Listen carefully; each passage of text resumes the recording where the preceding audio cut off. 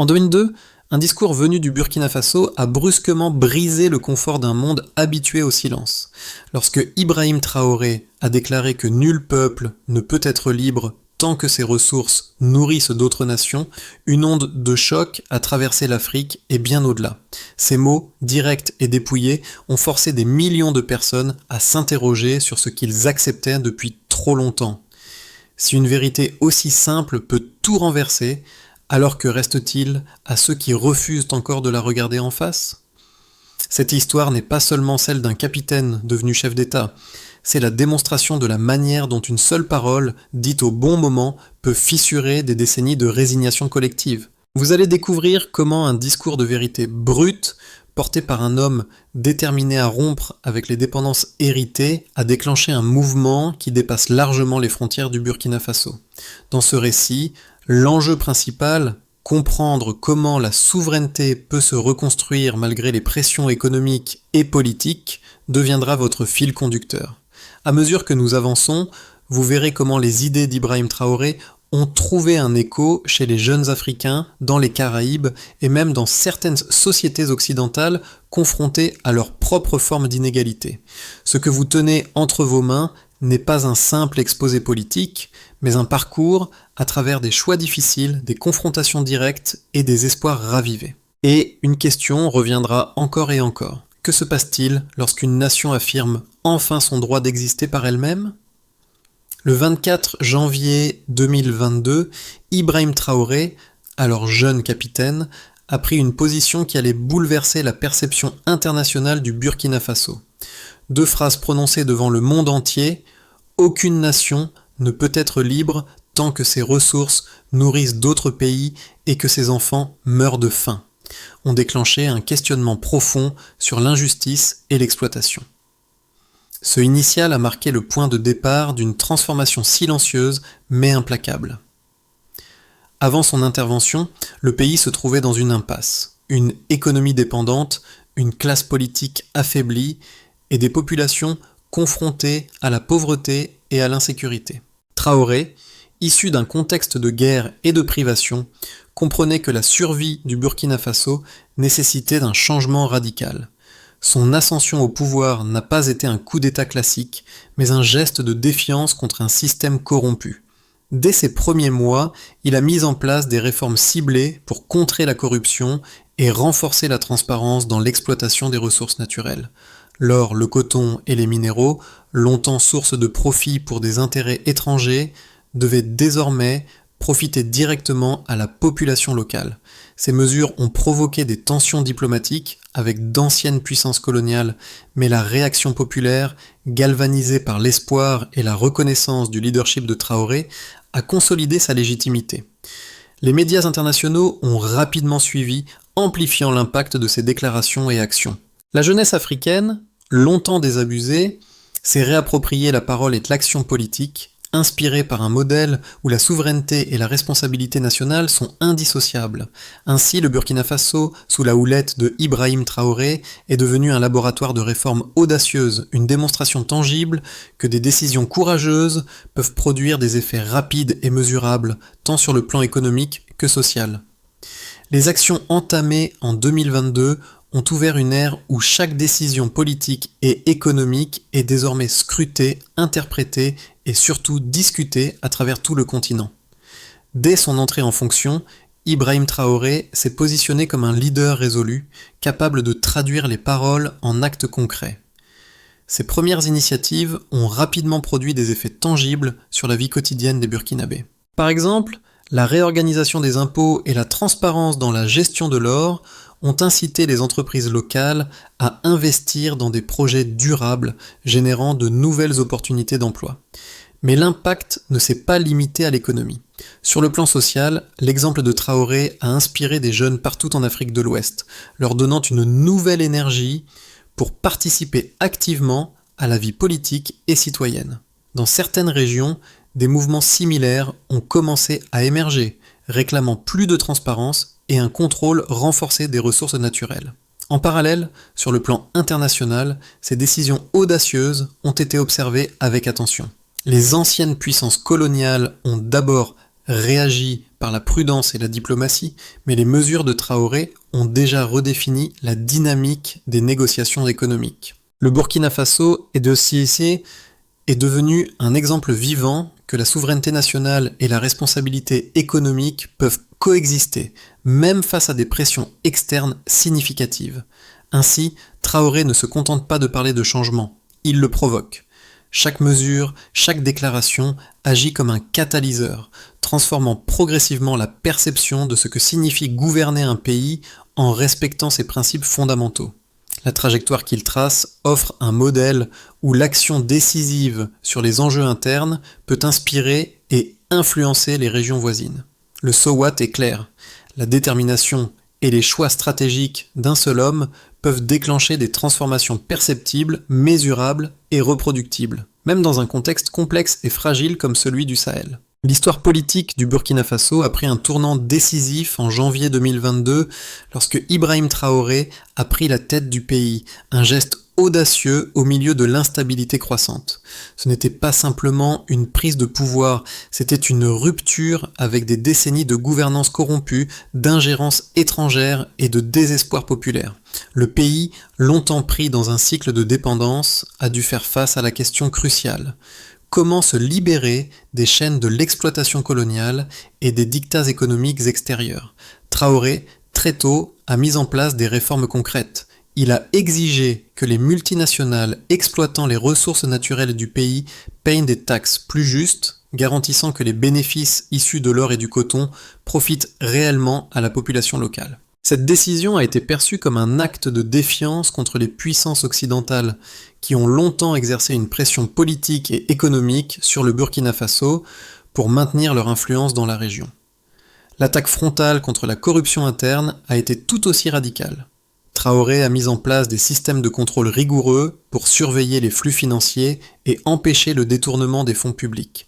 Ces mesures ont déclenché des tensions internes au sein du gouvernement, mais ont également gagné le soutien populaire, en particulier parmi les jeunes et les militants civils qui ont vu en lui un leader capable de redonner à la nation sa dignité perdue.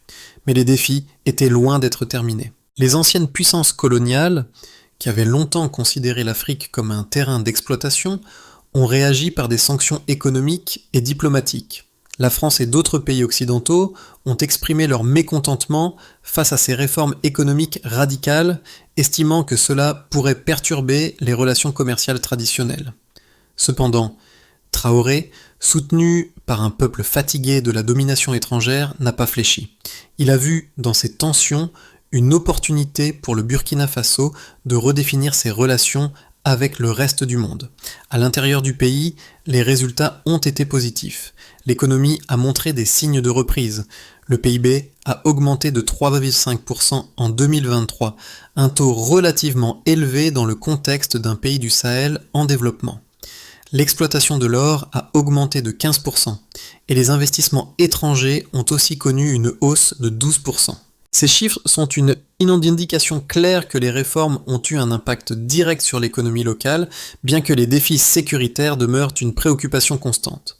Ce processus a fait de Traoré un modèle pour d'autres pays d'Afrique de l'Ouest, un symbole de la possibilité de changement à travers une gouvernance responsable et une régulation efficace des ressources naturelles. Mais l'histoire ne s'arrête pas là. En Afrique, de plus en plus de jeunes s'identifient à sa vision, et l'exemple du Burkina Faso commence à inspirer des mouvements similaires dans des pays comme le Mali et le Ghana, où des appels à la souveraineté et à la gestion transparente des ressources prennent de l'ampleur. Cette dynamique est un message fort non seulement pour l'Afrique, mais pour le monde entier. Un leadership audacieux, soutenu par des réformes courageuses, peut transformer une nation, même dans les contextes les plus difficiles. Le parcours de Ibrahim Traoré montre que, malgré les résistances, un peuple uni autour de sa souveraineté peut réécrire son destin et s'engager vers un avenir plus indépendant. Les réformes initiées par Ibrahim Traoré ne se contentent pas de discours ambitieux, elles se mesurent dans des chiffres concrets qui illustrent un changement tangible. Lorsqu'on examine les indices économiques du Burkina Faso, il devient évident que les décisions prises sous sa direction ont eu un impact significatif sur l'économie nationale. En 2023, le produit intérieur brut, PIB du pays, a augmenté de 3,5%, un taux qui, dans le contexte économique mondial et régional, représente un signe fort de reprise.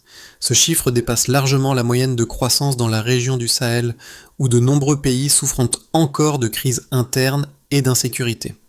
L'une des réussites majeures de Traoré a été dans le secteur de l'exploitation minière, un pilier central de l'économie burkinabé. La production d'or, qui représente une part importante des exportations du pays, a connu une hausse de 15% par rapport à l'année précédente.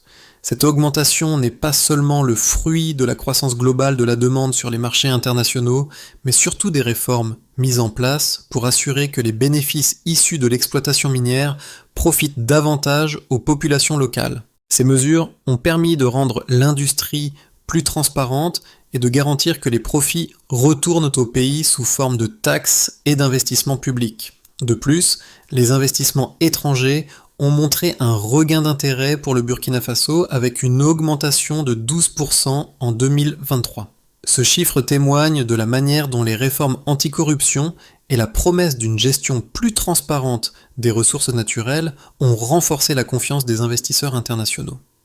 Bien que des obstacles subsistent, notamment en raison des tensions politiques et des menaces sécuritaires persistantes dans la région, ces chiffres prouvent que le pays est sur la voie d'une réhabilitation économique. Derrière ces chiffres se cachent des histoires humaines, des jeunes burkinabés qui trouvent enfin des opportunités d'emploi dans les mines, des femmes entrepreneurs qui peuvent désormais accéder à des financements pour développer leurs petites entreprises, et des familles qui bénéficient d'une augmentation des investissements publics dans les infrastructures de santé et d'éducation. Les réformes de Traoré ont permis de renforcer l'État social et d'offrir des perspectives plus larges pour une population longtemps laissée pour compte. Mais les réformes ne se limitent pas uniquement aux chiffres économiques.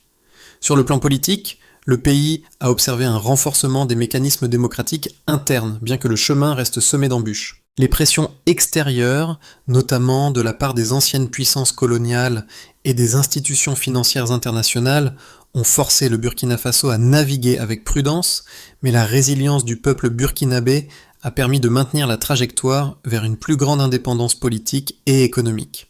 Les résultats quantifiables des réformes d'Ibrahim Traoré sont un témoignage indéniable de l'impact immédiat d'un leadership déterminé. Ces chiffres ne sont pas seulement des indicateurs économiques, mais des symboles d'une nation en pleine transformation, prête à prendre en main son avenir. Les réformes économiques et politiques d'Ibrahim Traoré ont suscité des réactions partagées, non seulement au Burkina Faso, mais également à l'international. D'un côté, de nombreux experts saluent la vision audacieuse de Traoré, qui cherche à offrir à son pays une indépendance économique et une autonomie politique qu'il n'a pas eu depuis des décennies. D'autre part, certains analystes craignent que la stratégie de souveraineté économique de Traoré ne conduise à une instabilité à long terme, notamment en raison de la dépendance persistante aux marchés mondiaux. Les partisans de Traoré soutiennent que la voie de la souveraineté économique est la seule façon pour l'Afrique, et en particulier le Burkina Faso, de se libérer de l'emprise des puissances coloniales et des multinationales qui exploitent ces ressources naturelles sans réelle compensation. Selon eux, la nationalisation partielle des ressources naturelles et la régulation des investissements étrangers ne sont pas seulement des actes de résistance, mais des mesures nécessaires pour garantir que les richesses du pays servent d'abord son peuple. Le renforcement de l'état de droit et l'instauration de réformes transparentes sont des étapes cruciales pour restaurer la confiance de la population dans ses dirigeants et mettre en place un modèle de développement durable. Cependant, les critiques soulignent les risques associés à cette approche. Ils argumentent que la fermeture du pays aux marchés mondiaux ou même une régulation trop stricte des investissements étrangers pourrait isoler le Burkina Faso et nuire à son économie. Bien que les réformes de Traoré aient donné des résultats positifs à court terme, elles pourraient être insoutenables à long terme si elles ne sont pas accompagnées d'une diplomatie économique forte et d'une diversification des partenaires commerciaux. Les critiques insistent également sur le fait que la souveraineté économique ne signifie pas forcément l'isolement. Au contraire, elle doit se traduire par une redéfinition des relations internationales et par un partenariat équilibré avec les puissances mondiales. En d'autres termes, Traoré ne doit pas seulement chercher à réduire l'influence des anciennes puissances coloniales, mais aussi à créer un réseau de partenariats avec des pays respectant des normes éthiques et des principes de développement durable. À mi-parcours de son mandat, Ibrahim Traoré a transformé le Burkina Faso d'un acteur marginal dans les affaires internationales à un modèle d'indépendance politique et économique. Cependant, malgré les signes de succès, le chemin reste semé d'embûches. La question qui se pose désormais est: ce modèle de souveraineté peut-il vraiment être durable face aux pressions géopolitiques et économiques croissantes des puissances mondiales ? Les premiers résultats sont évidents. L'économie a montré une résilience impressionnante, la production d'or a augmenté, les investissements étrangers ont repris et les réformes anticorruption ont mis en lumière une nouvelle vision de la gouvernance. Mais cette trajectoire ascendante ne cache pas les défis qui surgissent à chaque étape. Les menaces sécuritaires demeurent une réalité constante et les tensions avec les anciennes puissances coloniales restent vives. Le véritable test de la vision de Traoré se jouera dans sa capacité à maintenir ce cap face à un environnement global de plus en plus complexe. Si ces réformes réussissent à perdurer, le Burkina Faso pourrait bien devenir un phare pour d'autres nations africaines en quête de leur propre souveraineté. Les réformes de Ibrahim Traoré ont commencé à porter des fruits qui sont déjà visibles à travers le Burkina Faso et au-delà. Les résultats économiques, en particulier, sont probants. La production d'or a augmenté de 15%, et l'exportation de coton a également montré des signes de croissance, ce qui a permis au pays de renforcer ses bases économiques tout en réduisant sa dépendance vis-à-vis des puissances étrangères. De plus, les investissements étrangers ont rebondi de 12%, un indicateur clé qui démontre l'impact des réformes anticorruption et de la politique de transparence mise en place par le gouvernement de Traoré. Sur le plan politique et social, les changements sont tout aussi significatifs. Les jeunes, longtemps désabusés, ont trouvé en Ibrahim Traoré un modèle de gouvernance capable de rompre avec la corruption et l'exploitation. Des mouvements populaires, inspirés par son exemple, ont vu le jour dans d'autres pays de la région, notamment au Mali et au Niger, où les jeunes leaders appellent à plus de transparence et à une meilleure gestion des ressources naturelles.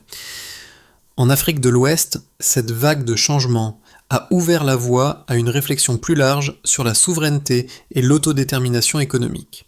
Cependant, ces progrès ne sont pas sans défi. Le Burkina Faso, malgré les signes de succès, continue de faire face à des menaces sécuritaires provenant des groupes extrémistes qui perturbent la stabilité régionale. La guerre en cours dans le Sahel a exacerbé ces problèmes et les réformes économiques de Traoré sont souvent menacées par ces instabilités internes. Le pays, tout en renforçant ses institutions politiques, doit aussi naviguer dans un environnement mondial de plus en plus incertain, où les anciennes puissances coloniales cherchent à maintenir leur influence à tout prix.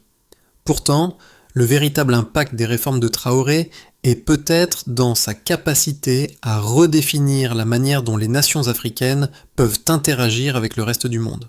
Ces efforts pour garantir que les ressources naturelles bénéficient d'abord à la population locale, plutôt que de financer des intérêts étrangers, montrent qu'un pays peut reprendre le contrôle de son destin tout en restant engagé dans les affaires internationales.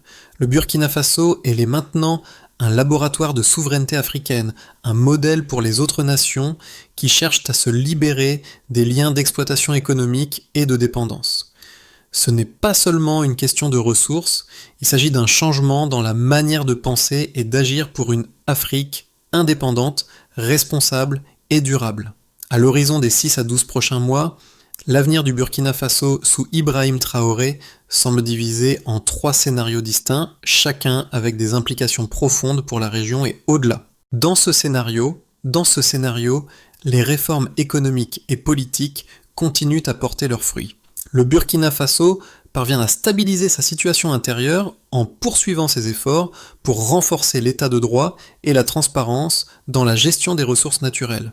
L'augmentation des investissements étrangers et le soutien croissant de la jeunesse africaine créent un environnement propice à un développement durable.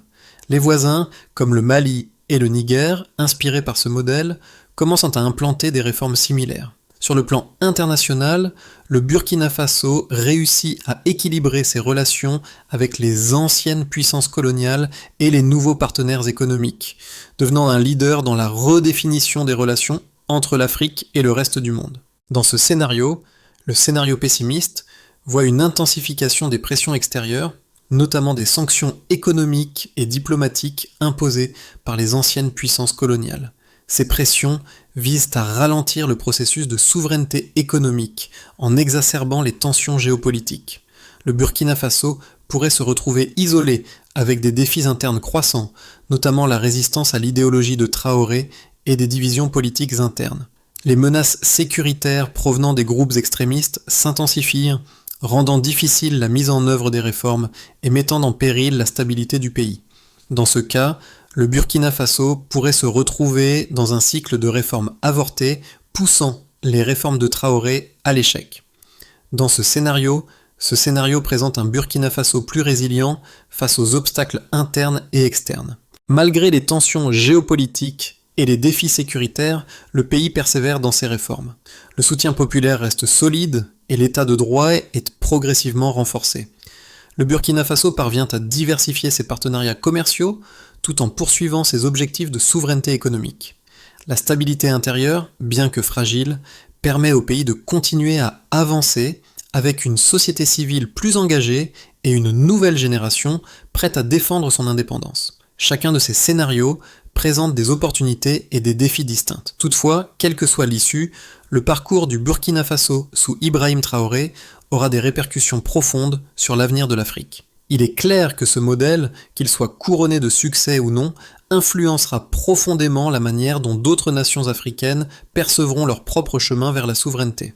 L'histoire de Ibrahim Traoré n'est pas uniquement celle d'un homme qui défie un système corrompu, mais d'un peuple qui retrouve sa dignité, son pouvoir et sa voix.